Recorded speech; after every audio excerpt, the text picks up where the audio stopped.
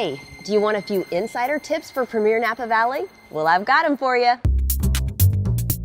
Customers are always looking for something different and unique, and the wines don't get any more rare and unique than those offered at Premiere Napa Valley. It's the best event for a trade.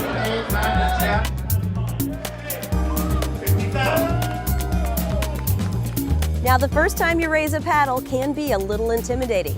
So in addition to loosening up those muscles, here are some insider tips on how to stay in the game during the highly competitive bidding process.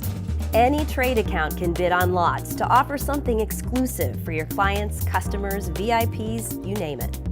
Identify your top consumers and help them form a buying group for Premiere Napa Valley. By collaborating with your top customers, you already know what your clients are looking for and just how much they're willing to spend to capture a prized, one-of-a-kind wine. And if you feel you just aren't big enough to compete in the auction, don't worry. You can collaborate with other trade accounts to purchase and share lots. And one last tip, bid early and bid often. See you at Premiere Napa Valley.